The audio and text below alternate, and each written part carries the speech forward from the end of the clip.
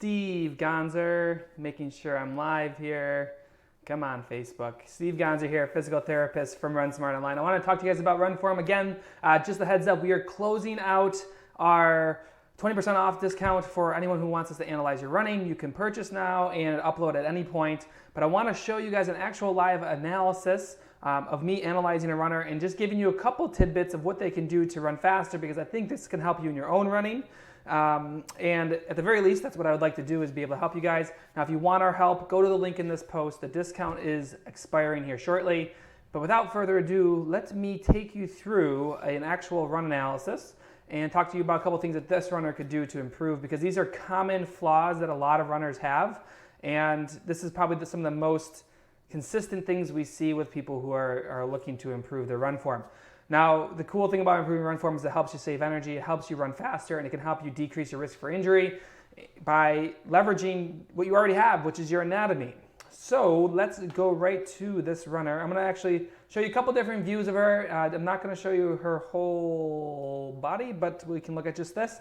So we're going to just watch in slow motion here, or actually we'll go normal speed, right? So a little tough to see sometimes what's going on here, so we always like to slow things down, and that's what I'm going to do here now, if this thing lets me. So we'll go quarter speed. And this is what we do in our analysis. We slow things down, and then what we do is we can actually freeze frame and just dissect. So the first thing I want to look at is this left leg swinging forward. Now, this is the most common thing that runners like to do, and it's called overstriding, and it's by reaching out to the front. Now, this runner's not terrible with it. I've seen a lot worse, but what we mean by overstriding, and chances are you do this as well, if you've ever seen a race photo where it looks like you're kind of walking and the bottom of your shoe is showing, this is what we're talking about. So we like to just start by explaining to our runners that there's a plumb line drop through your hips. And the further and further out your foot gets from this plumb line at the point of contact, which is here for her, the more that you're slowing down, because when you hit the ground's going to push back against you, right? So what you want to do is you want to minimize any braking forces that are coming up and driving you backwards. And as you continue to reach further and further out into the front, these braking forces get more and more severe. So let's just say for a second she drove even further out, then the slope of this line gets even more and more and more as that leg extends out. Now, she does do some cool things here. So if you're listening and watching, one of the things you want to start doing is thinking about landing on a bent knee. So let's just go ahead and zoom in on this runner. I'll probably ruin this somehow. And let's just look at this front leg. Again, this is exactly what we do in our run analysis. So if you want us to dissect your running so you can save energy and run faster, go to the link in this post. But what I want to show you right here is this angle here and here. Now, 165 is not terrible. I'm actually going to reposition this. 165 is not terrible, but what we like to see with all of our runners is that they can actually get to a vertical shin. Now, if this shin goes vertical, what's going to happen is the ground reaction force, or the force that the ground puts on this runner, is not going to be driving her backwards as much. It's actually going to be more of an upwards push. So imagine for a second she had a nice bent knee on landing. She'd be at 158 degrees, which gives her an upward push. The cool thing about an upward push is that you don't get the jarring force backwards. By landing on that soft bent knee, we can engage our natural shock absorbers. We can stop what I call tapping the brakes, where every single step you take, you're just driving yourself backwards. That's another problem with this. And from a speed standpoint, you're faster because you have less forces resisting you moving forward, but you also have better shock absorption, which is really good if you want to stay without injury, which is tough enough sometimes. So when we talk about this with most of our runners is the fact that this isn't a shoe issue. A lot of people think, oh, I need to get a different pair of shoes.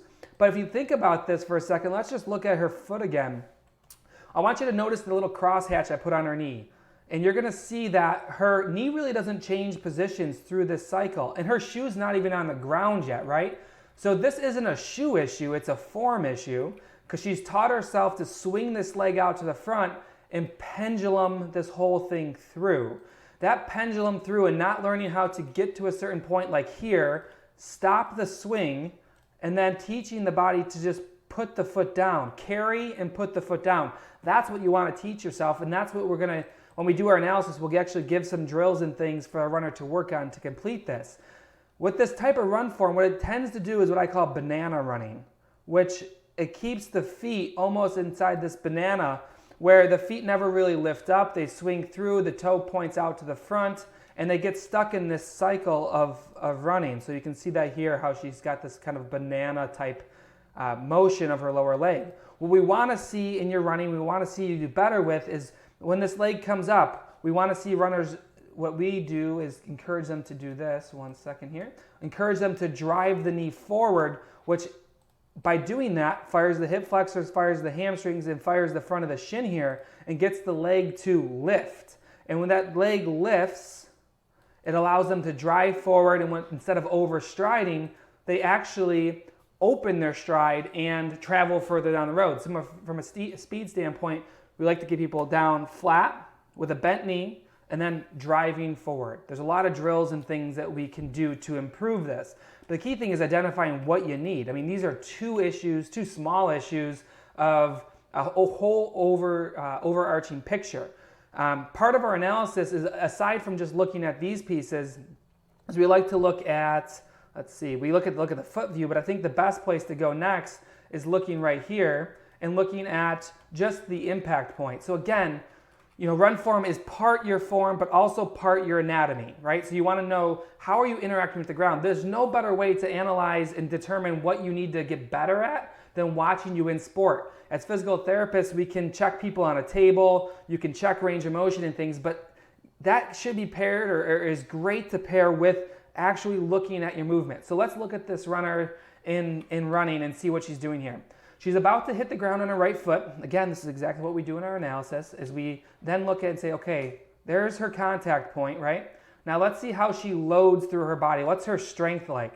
So at this point here, we are at our maximum loading rate. So if we zoom in a little bit on this runner, we're gonna see a couple things. We're always typically looking for symmetry here. So we can see her elbows starting to drop. We see her hips dropping the other way. And really what this tells us overall is that we have an issue inside this box. And inside this box are your core muscle groups, are your glutes, your core muscles, your abdominals, your low back, and your balance systems. And when you're doing this rocking to the right, it's indicative of weakness there and poor balance. So if you're going to run down the road, you want to use all your energy to push yourself forward, but every single step you're kind of rocking and rocking. Imagine all the wasted energy through there, but it's also setting up for a lot of injury. You can actually see this on her, see how her knees are banging together here. Too much spin, not enough control. So what we do in our analysis is we start tying this, okay, this is what we're seeing, this is what it means to us, this is what you're going to do to start working on and fixing this.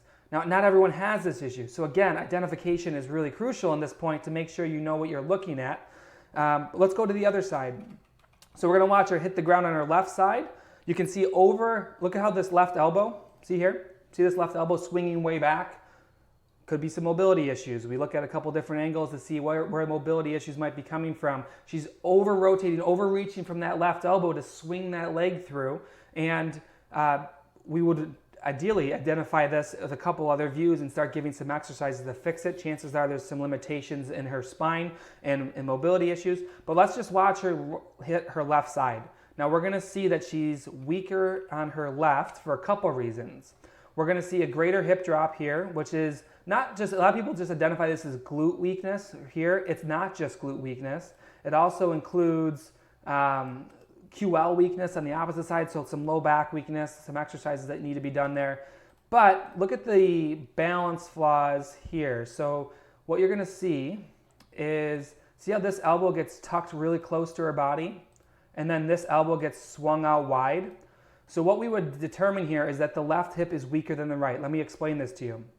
So with this runner, right, she's running, we see the right elbow tuck in, the left elbow kick out, and I'm standing on my left foot right now. If I'm not good and strong and balanced on my left foot, what I'm going to do is I'm going to use the rest of my body to figure that balance out. So I have all my weight on my left. I'm not strong enough on this left side, so I'm going to tuck this arm in, kick this one out, and it just centers me better. Now, think about all the wasted movement of having to bring arms in and out, wide and narrow, the whole time that you're running. Very inefficient, very wasted. But it's just, when you look at these arm positions, it's not that it's necessarily a bad form issue. It's a compensation for strength issues, range of motion issues, things that we need to identify and start fixing.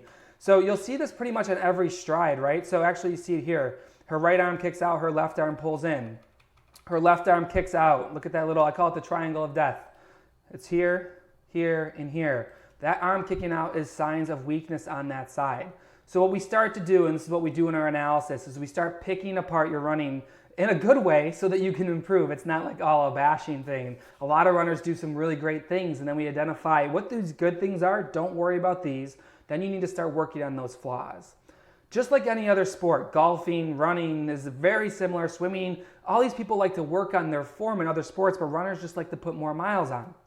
If you can identify these issues, you can be more targeted in your strength and your stretching. You can save energy, you can run faster. And the cool thing is about run form, if you haven't dabbled with run form, when you get to race day, when you can get to the point of race day and you start to get tired, it's not like you can go back to save your race by running more miles. I said this in the previous live, the hay is in the barn, your training is done. It's race day, you're running, you're getting tired. Form tends to fall apart. When you know where you fall apart, you can start addressing these in your run to save your race.